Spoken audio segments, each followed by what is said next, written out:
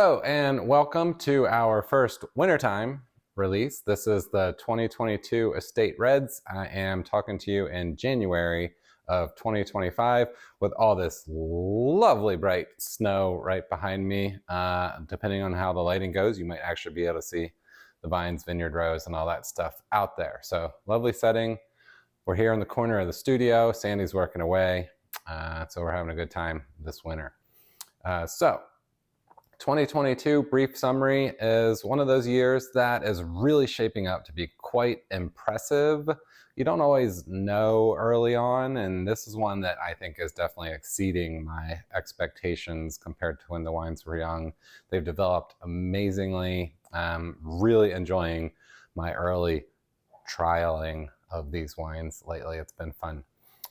So there's a couple cool points to really focus on here, and that is mostly associated with the timing of this release. So we have moved the Estate Vineyard Reds, which are the denser, more concentrated reds, back from September to now January. That is giving them 4 additional months of aging, which is critically important and beneficial to all of us, especially you listening. Because we always felt in September they were just kind of borderline ready, and by October they were much better, and by January they were always much better. So skip all that ahead, and we are in January putting these wines out. The development is absolutely awesome.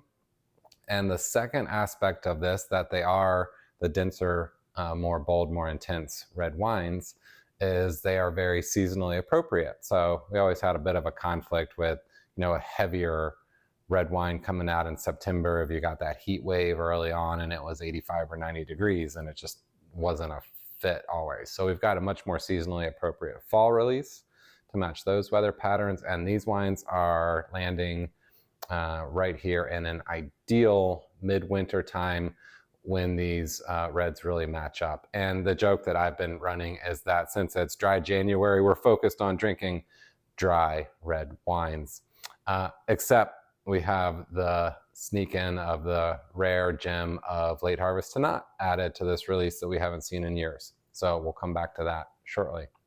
But again, 2022 was a great year for the dry reds that we're putting out. It has really great flavor characteristics to it, nice structure, nice concentration, nice tannin, like everything really came together. It was a year that had its dry periods and had its wet periods, but it wasn't extreme to the point of detrimental or tipping the wines off balance in any way. It actually all kind of came together as a whole lot of positives expressing.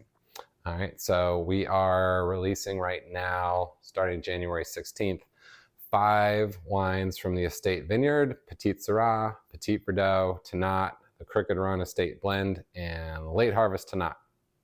So jumping right in, first one, I'll show them to you as we go. There's not really anywhere great to display them in this picture. I'll do my best to get it up to the camera for you to see it. All right, Petite Syrah coming first. This is a change from what we had last year, 21. It came later in the flight because it had all the more of, from a very droughty period, more of that like intensely tannic profile. And it slotted itself later in the flight. So if you're used to that, I will tell you that that is not the norm for this grape. This is much more classic expectation of absolutely lovely Petite Syrah. This is a grape that does have a bit more of an affinity for water uptake than when I talk about the benefits associated with consistency in Petit Verdot and Tannat. So Petite Syrah will, given more water in the soil in the fall, take up a bit more of that. So it does have a little bit more of a swing year to year than the other reds that we're going to be talking about have. But as the vines have come into age, so starting with the 2019 vintage and going forward, Petite Syrah has been making awesome, dense, concentrated wines. This one takes on the classic profile for it, that it is got that silk and velvet characteristic to it, but still has a distinct, very fine tannin presence as a dominant feature that shifts it more towards a structure-oriented wine as opposed to a more berry or fruit-focused wine. As a single varietal, it probably is a pretty good matchup for the people out there that love Cabernet Sauvignon and that linearity and structure to it, this follows in that suit. So this is one that I've just really been enjoying as an incredible lead-off point for this flight. So I think you're really going to enjoy that, and is spot on for what I look for in Petite Syrah in Virginia. And not that I know anyone else that has it, but it does awesome for us on our site. Wine number 2 coming in is Petite Verdot. And I'm not good with the camera holding these things up and showing it to you. There it is. Okay, Petite Verdot. I got to tell you, I am absolutely in love with this wine. I've always loved Petite Verdot. It's been one of my favorite grape varietals to work with for Virginia, and overall with my winemaking process. It's very consistent in terms of how the berries do dehydrate some during ripening, so it's very reliable grape to work with. But this is a year where, in my opinion, it really shines and rises to the top as just something that came through great on harvest timing, fruit characteristics, and everything flowing well in the cellar. So this goes back to one of my old sayings that I haven't mentioned for a couple of years, is if I had to pick one wine to drink every day for the rest of my life, and that was it, just one wine, it's this one. It's that good. I love it. I hope you do too. Petite Verdot. Big up front, got that mellower finish to it, got some grip, some concentration, intensity to it, full of volume, full of texture, full of flavor. It's got structural components. It just all came together. Really good. Impressive. All right, next one. Here we go. Tannat from 2022. Really good, really impressive. The thing to note about this one is this is going to be an impressive cellaring, aging wine. So it's extremely good right now, but it does show in its youth that kind of acidity presence, combining with the concentration and all the like dense red wine, phenolic type stuff going on. But that acidity in it is one of the features that carries a wine through aging and does really well with Tannat specifically. It helps it evolve into more of those creamy notes. You'll get some more vanilla come in later in its aging development. Typically a little bit of cedar develops over the course of time, but this is one that right now is drinking great, and in another year or 2 or 5 or 10 or more is going to be awesome.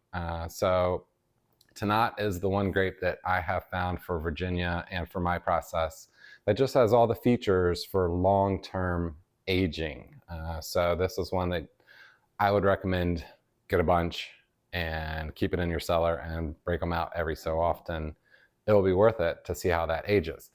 To circle back on that note of thought to aging, to wines overall, I have settled that the easiest way to simplify my recommendation for aging for all the other Arterra red wines is that they are best after cellaring for 12 to 24 months from the time of purchase here at the tasting room. So 1 year is huge improvement in the wine. 2 years is huge improvement in the wine. Beyond that, it kind of depends on the wine and how it goes. But most of what you're looking to gain is going to happen in that 12 to 24 month period. And you're going to get the best of everything that you're looking for before you run any risk of it going any direction other than perfect. Some wines keep on going great, other ones not sure. So that's my general recommendation. 12 to 24 months, kind of factor that into your purchasing, cellaring, drinking program to give you that 1 to 2 year age on the wines, except the Tannat, which drink it, get more, sure, yeah. But this is one that definitely can long haul age. I think we're going to see amazing things come out of that. It's going to be super impressive over the course of time. Then we come to the Crooked Run, and this is the Estate Red Wine Blend. This is Tannat, Petite Verdot, and Petite Syrah. 60% Tannat, 20% of the other two. This is Sandy's artistic capture of the Crooked Run, which is the stream or creek that you cross right when you come onto the property, and is the name of the valley going down Route 17, is the historic Crooked Run Valley. And we're really excited. It's probably hard to see in the video, but we have worked with 2 different screen printers over the course of time, and we're consolidated back to one that is up in Ontario. And it is super cool because they use real silver to print this on the front, and it looks absolutely stunning. So I'm pretty excited about that too. So this wine again has all the awesome features put together. It's got all the benefits of blending. So you get a much more complete, filled in, uniform wine, fills in all the gaps. So all those friends that you have that love their West Coast or European wines and say, I really like an impressive red blend. Well, this will do it for them without a doubt. So we're definitely excited for this one, Crooked Run 2022.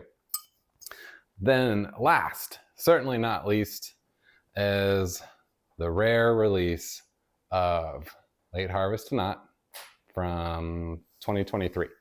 So 2023, because they come out a little bit younger, the Late Harvest doesn't need as long to age before release, because usually we're aging the red wines out in order to get their body volume texture all filled in, whatever the word is.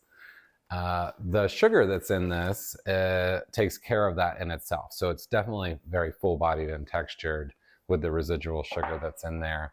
And just as a note, that's cheater step of how a lot of macro production places make their wines feel fuller, is before bottling, they put some sugar back in there and it makes the wine feel fuller.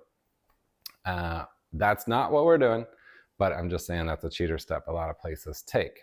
So ours, on the other hand, is a natural product. So it's late harvest. It's only produced in the higher sugar years. Sandy, you're shaking my camera. She's rolling clay out over here and I could see the camera shaking. Maybe you couldn't see it. We'll be done in just a second. So this is made by, in years that are running higher sugar content, we identify which parts of the vineyard are weaker soils, which produce weaker vines, less fruit, and tend to more intensely dehydrate those berries, pushing the sugar to a high enough level that the yeast can't quite ferment it all. So it'll normally stop right around 18% alcohol and leaves that little bit of residual sugar in there. So we call this a subtly sweet wine. It is a port-esque style, but it doesn't really taste like port. It's its own kind of game, but it has that high alcohol and a little bit of sweetness to it in a red wine. So that descriptor can help some people. But to be noted, this one is really rare. This is vintage 2023. The last one that we made was vintage 2019. So that's a number of years. And I know the year following this, 2024, we were not able to make the late harvest again. So who knows when it's going to come back around.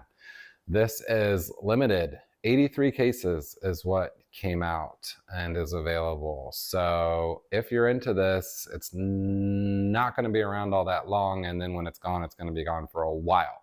So seize your moment and get it if you're into this. In terms of the other four that we already talked about in this release, they are also all smaller production. They're each coming in available at 96 cases, which is planned as what fits on a pallet. And all the production runs are getting a little bit smaller because we're making a vast number of different wines now as we've fully come into production through the Estate Vineyard and the Seven Oaks Vineyard. So with the number of options of wines that we're offering, in order to make it all fit and flow right, in order to preserve the quality potential, a lot of the production runs have gotten a little bit smaller. So I encourage you as club member to be aware that I don't expect a lot of these wines to be lasting throughout the year at this point in time. They will last varying amounts of time through the year, but I definitely wouldn't count on things just always being here. So that's about it. So I'll wrap it up. Thanks for watching as usual. Look forward to seeing you in the tasting room and hope you're enjoying the winter time. We're really excited for our first winter release. Awesome wines, better aging on them, coming out at just the right seasonality. And we're very big on seasonality and annual flows and rhythms here, and how the vines are managed, the wines, the tasting room, how it all comes together. So this is good times from our perspective. Thank you so much.